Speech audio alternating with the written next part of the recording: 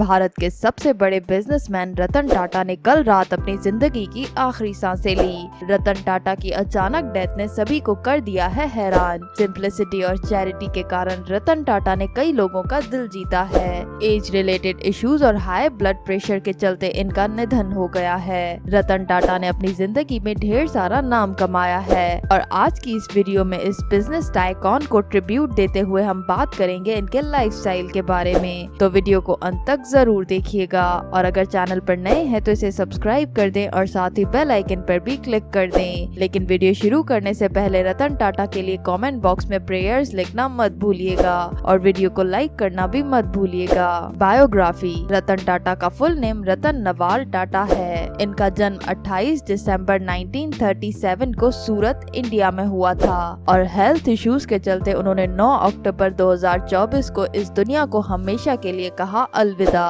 और इस समय इनकी एज थी 86 इयर्स। रतन टाटा ने अपनी 8 क्लास तक की पढ़ाई कैंपियन स्कूल से की है। इसके बाद वो यूएस चले गए। उन्होंने अपनी बाकी की पढ़ाई हार्वर्ड बिजनेस स्कूल से पूरी की और इन्होंने अपनी ग्रेजुएशन आर्किटेक्चर फील्ड में की है, कॉर्नेल यूनिवर्सिटी यूएसए। रिपोर्ट्स के मुताबिक रतन टाटा अपने स्कूल और यूनिवर्सिटी में एक ब्राइट स्टूडेंट थे और ग्रेजुएशन के बाद इन्होंने अपना कैरियर आर्किटेक्चर फील्ड में ही बनाना चाहा, लेकिन वे एक बिजनेस बैकग्राउंड फैमिली से बिलोंग करते थे।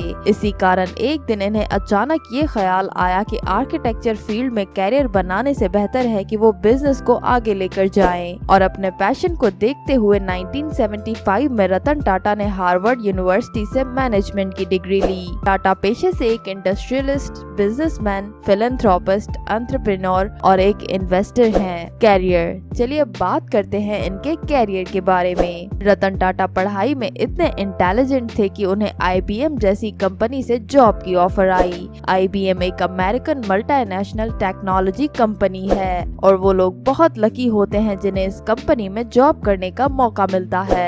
लेकिन रतन टाटा ने उस जॉब की ऑफर को ठुकरा दिया क्योंकि उस वक्त वे मन बना चुके थे कि इन्हें एक बिजनेसमैन ही बनना है और 1961 में टाटा ने अपनी पहली जॉब टाटा स्टील से शुरुआत की और यहाँ पर वे प्लास्टर ऑफ पेरिस और पत्थरों की सप्लाईज को मैनेज किया करते थे।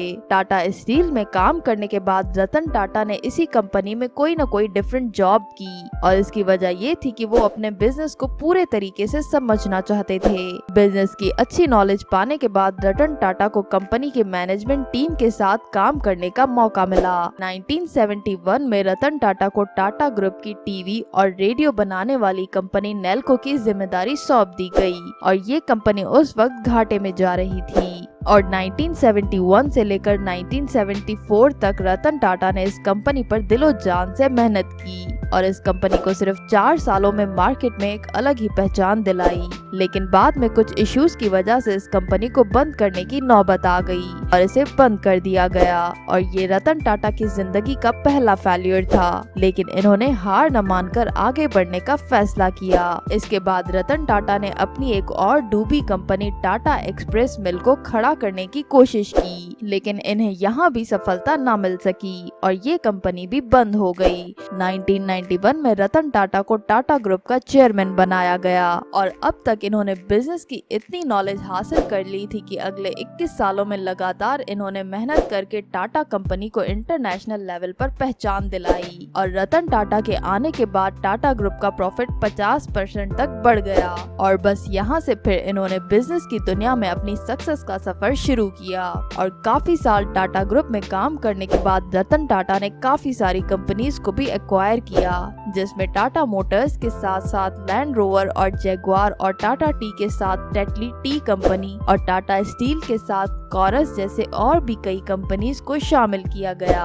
लेकिन दोस्तों, रतन टाटा की जिंदगी में एक वक्त ऐसा भी आया जब टाटा मोटर्स से इन्हें बहुत घाटा हो रहा था और इन्होंने फिर फैसला किया कि टाटा मोटर्स को सेल कर दिया जाए और इसी सिलसिले में इन्होंने फोर्ड कंपनी के साथ टाटा मोटर्स को सेल करने के लिए मीटिंग रखी और इस मीटिंग में फोर्ड कंपनी के चेयरमैन बिल फोर्ड ने रतन टाटा को बहुत क्रिटिसाइज किया और उन्हें कहा कि अगर आपको कार बनाना आती ही नहीं तो आपने इस कंपनी पर इतना इन्वेस्ट क्यों किया, और साथ ही साथ ये भी कहा कि वे ये कंपनी खरीद कर रतन टाटा पर एक बहुत बड़ा एहसान कर रहे हैं। और इतनी बातें सुनने के बाद रतन टाटा वहाँ से उठकर चले गए और डील कैंसिल करने का फैसला कर लिया। इतने क्रिटिसिज्म के बाद रतन टाटा ने फैसला किया था कि वो टाटा मोटर्स को मार्केट में सक्सेसफुल बनाकर दिखाएंगे, और काफी साल स्ट्रगल करने के बाद इन्होंने टाटा मोटर्स को ऊंचाइयों पर पहुंचाकर ही दिखाया। और ये कार आज इंडिया में सबसे ज्यादा खरीदी जाने वाली कार है। रतन टाटा ने काफी सारी जानी मानी कंपनीज के साथ पार्टनरशिप भी की। 2015 में इन्होंने जानी मानी चाइनीज कंपनी Xiaomi और अमेरिकन एक्सप्रेस के साथ पार्टनरशिप की थी, और इसके अलावा भी इन्होंने काफी सारी इंटरनेशनल कंपनीज के साथ पार्टनरशिप की हुई थी। अवार्ड्स, चलिए अब बात करते हैं इस बिजनेस टाइकॉन के अवार्ड्स के बारे में। रतन टाटा को पद्म भूषण, पद्म विभूषण और CNN IBN Indian of the year in business के अवार्ड मिल चुके हैं। फैमिली, चलिए अब आपको मिलवाते हैं इनकी फैमिली से। इनके पिता का नाम नवाल टाटा है, इनकी माँ का नाम सोनी टाटा है, इनका एक भाई है जिसका नाम है नोएल टाटा, और इनकी फैमिली पिक्चर्स आप अपनी स्क्रीन पर देख सकते हैं। इनकम, चलिए अब बात करते हैं इनकी इनकम के बारे में। इनकी ज्यादातर इनकम इनकी कंपनी से ही होती है। रतन टाटा ने अभी तक 30 कंपनीज को ओन किया है, और इनकी सारी इनकम तकरीबन इन्हीं कंपनी से आती है। इनमें से कुछ कंपनीज ये हैं। Number 1, Tata steel limited.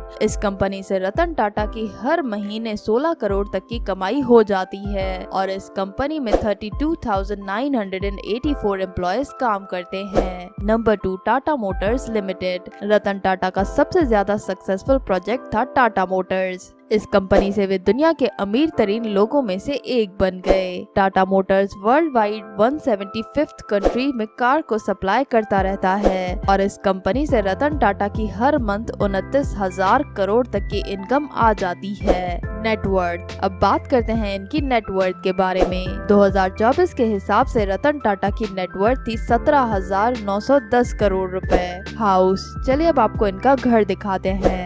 Ratan Tata अपनी फैमिली के साथ अबॉर्ड मुंबई कोलाबा में रहते हैं, और ये साउथ मुंबई का सबसे महंगा तरीन एरिया है। इनके घर की लगभग प्राइस है 150 करोड़ रुपए। इनके घर में टोटल 7 फ्लोर हैं, जिनमें gym, media room, play room और स्विमिंग पूल जैसी सुख सुविधाएं मौजूद हैं। रतन टाटा के घर की कुछ झलक आप अपने स्क्रीन पर देख सकते हैं। कार्स एंड जेट कलेक्शन, अंत में बात करते हैं इनकी कार्स और जेट कलेक्शन के बारे में। इनके पास एक रेड फरारी कैलिफोर्निया कार है जिसकी प्राइस है 3.5 करोड़ रुपए। इनके पास एक मर्सिडीज SL 500 है जिसकी प्राइस है 2.72 करोड़ रुपीस। इनके पास एक मर्सिडीज W124 भी है जिसकी प्राइस है 10 लाख रुपए। इनके पास एक जैगुआर XJL सुपरचार्जर कार भी है जिसकी प्राइस है 1.97 करोड़ रुपीस। इनके पास एक कैडिलैक XLR भी है जिसकी प्राइस है 75 लाख रुपए। इसके अलावा इनके पास एक लैंड रोवर फ्रीलैंडर कार भी है जिसकी प्राइस है 50 लाख रुपए। इनके पास एक मर्सिडीज